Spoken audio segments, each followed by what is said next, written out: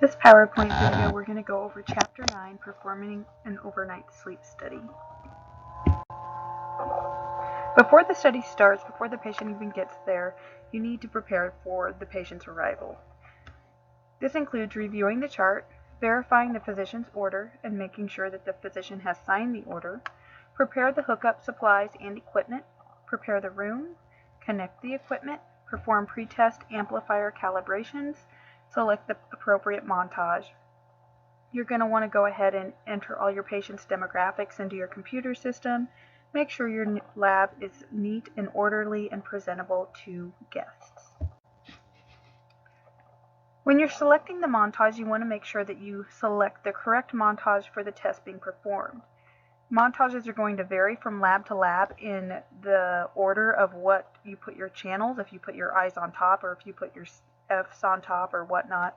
But the variances in the diagnostic types of montages include a diagnostic study, a CPAP study, a seizure montage, a parasomnia montage, pediatrics montage, as well as an MSLT or MWT montage. So you want to make sure you select the right test for the test you're performing. Prior to the patient's arrival, you want to perform your calibration and make any corrections, or if your equipment malfunctions, make sure it's working properly before the patient arrives. So one of the first calibrations you're going to do is the normal calibration, and this usually includes 50 microvolts alternating square wave signal, which is sent to the machine. So when you do this, there will be a calibration button on your machine that you will click, and every single pen or on your computer screen marking channel, they should all look the same. You want to have a mechanical baseline, electrical baseline, time axis, gain and sensitivity. They should all look the same. This is an example of what the normal calibration would look like. See how every single one of those little peaks and deflections look exactly the same. They're evenly spaced, they deflect at the same time, they deflect in the same direction, and they deflect without blocking. Back in the days, we literally had knobs that you turn to the left and the right to get these to have the right shape and size equally across all your channels. They were very easy to accidentally touch one and move it out of position. With computerized systems, there's less possibility of the technician accidentally changing one of the settings. So as long as you have all your settings in your sleep equipment correctly, this should not have any errors, but you still want to double check before you get started. Next, you might do a montage calibration. Again, this is going to depend on your facility's protocols. The difference here is when you do your montage calibration, each channel is going to calibrate according to the settings you have in. So in your picture here, if you see where number 1 is on the left side of the screen, for that one, you have a low frequency filter set at 0.3 and a high frequency filter set at 30 Hertz. So, and then corresponding to that, the right, that is what that signal should look like.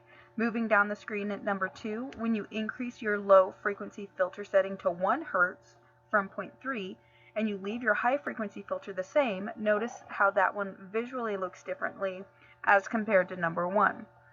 The width or the time it takes for that to return to baseline is shorter in number 2. Number 3, we've gone up on a low frequency filter to 10, and we also went up on our high frequency filter to 100. And there you can see when that's calibrated, it just looks like a single line.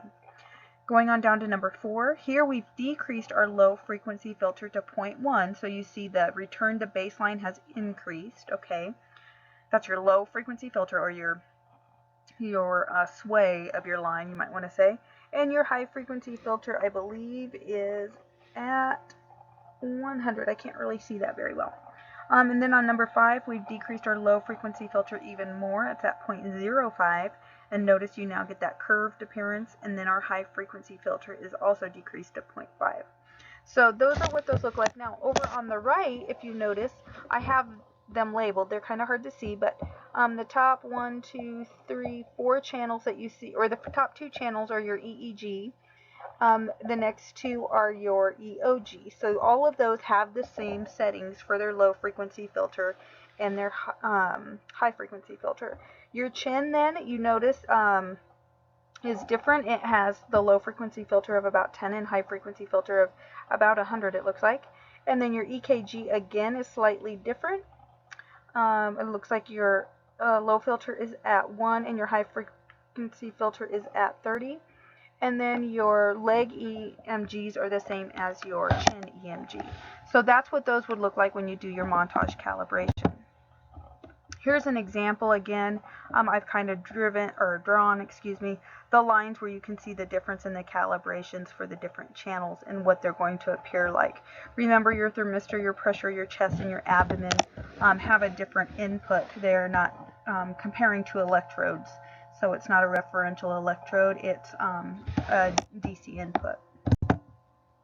Patient paperwork will also need to be completed. There are several pieces of paperwork important to the testing.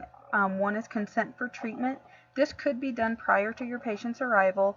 They might have done this at a previous encounter with the sleep facility. Make sure you have all their insurance information. Again, that could be completed, but you need to double check. Then you should have their sleep history or a questionnaire performed by the physician.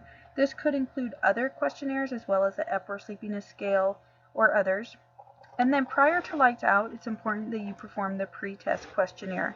Typically, this questionnaire asks questions such as, right now, do you feel wide awake, awake but drowsy, very drowsy, difficult to stay awake, or are you asleep? Have you had any caffeine today? Have you smoked today?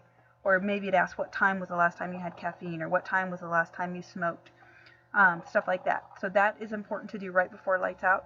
And then the post-test questionnaire, you want to make sure it's in their file, and then that you want to ask upon wakening in the morning. The biocalibration, this is going to be done right before the patient goes to bed, and actually right before you ask the pre-test sleep question. But this is after you've hooked the patient up, you get them in bed, and the purpose of this test is to ensure that your hookup is accurate, that all of the electrodes are working the way they're supposed to, all of your channels are working properly, not malfunctioning. Make sure your impedances are well under the 5 ohms range. You're going to document each patient's normal physiological movement to set the parameters for scoring. Now, this is important that all your channels are working because for some of your scoring rules, you have to refer back to your biocal in order to determine if something is scoreable. You have to compare the size of it. So it's important that you have a good reading here. This is an example of some of the biocal being performed with the notes that you would document while you're performing the biocal. So starting at the left side of your screen, this montage has our frontal lobes on top, followed by the central lobe, followed by the occipital lobe, followed by the left eye, and then followed by the right eye. And you'd start out asking your patient to lay quietly in bed with their eyes closed, nice and relaxed. And you would indicate on your study there, eyes closed. You see that nice alpha rhythm in the occipital lobe. That's where your alpha rhythm is going to be dominant. And so you're trying to get a good idea of what their alpha rhythm looks like. Now, if your patient is super tense, this is going to be super fuzzy and difficult to see. So you want to talk in a very nice and relaxing tone to calm the patient and help them ease into a transition of being nice and comfortable. Okay, so now you know the tone you need to use. Next, you would ask them to open their eyes, and you should see a clear difference between when their eyes are closed and when their eyes are open. And then you're going to ask them, while you lie there nice and relaxed, I'm going to have you follow some instructions. So I'm going to ask you to do something, and I'd like you to do it.